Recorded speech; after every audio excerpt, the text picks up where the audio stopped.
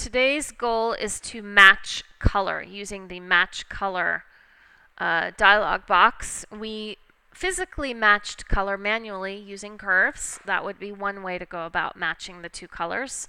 But here we're going to use the automated destructive match color option. So that we're going to apply the color from here, this image, onto this image.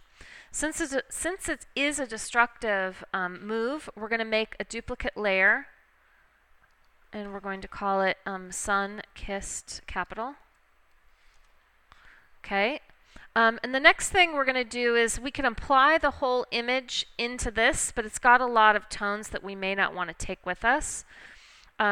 We just really want to affect this area of the image. So I'm going to go ahead and select this area and select this area so that we can kind of isolate the two images. Then we're going to choose make sure this image is the one that's activated. You can see it in the layers. And we're going to choose Image, Adjustments, Match Color. And the first thing that we want to do is load in our source of the color, which is this one over here, building number 2. And if we choose Ignore Selection when applying adjustment, you'll see that the whole hue of just the building is now on top of this image. So that's the key. When we were trying this experiment, this was grayed out, which meant that we didn't have selections in both areas, okay? And then you can play with the luminosity and the color intensity to make some various refinements. Deselect. So that's pretty close. They're never going to look identical because they were taken, at two different types of days, but they're very close. The thing that I don't like is see the orange, how orange the sky is. So what are some things we could do to get rid of that? Yeah, we could mask the image a little bit. Let's go ahead and zoom back out. We'll go ahead and add a mask layer here and paint back in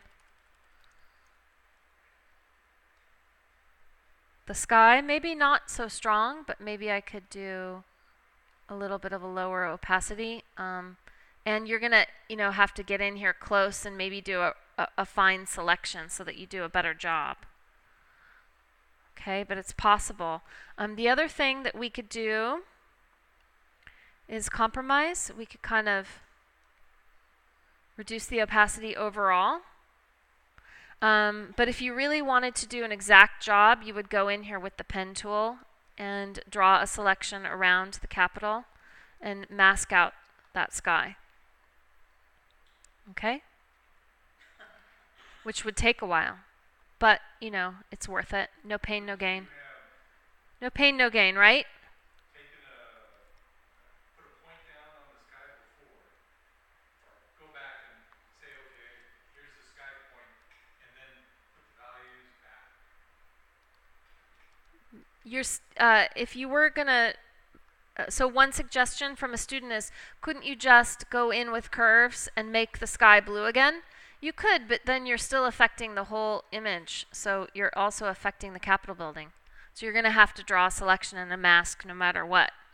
Yeah, there's no way around it. One thing that we could do, though, is our friendly select color range. We could try that. What if we select the color range, which is the sky, hit the plus sign here, and just select the sky.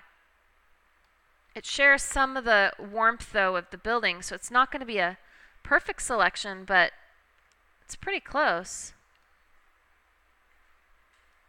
You can also go right in here, but I want the sky.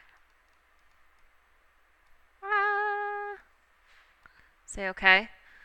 And then we could refine some of it. Right? So I could go in with my lasso and include this in the selection. It's pretty close. Lasso and the plus sign. Oops. Option key, minus this from the selection. Option key with the lasso and minus all of this.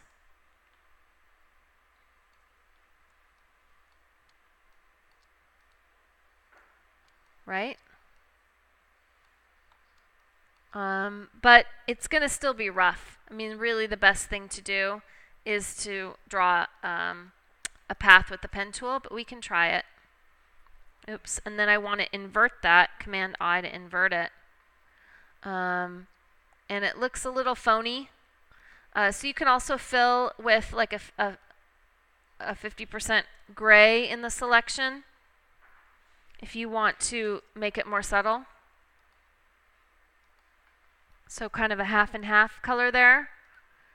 And then feather the mask. And you're going to have to zoom in at 100% and see if it did a good job or not, because some of the edges can look a little rough, and you'll be able to see that in the print. But that was a quick way to go from here to here. And that's using match color. The only thing is it is destructive. It does double the size of your file. The other option would be to use the curve, adjust the input or the output values of the curve dialog box in this image to match that of the other image.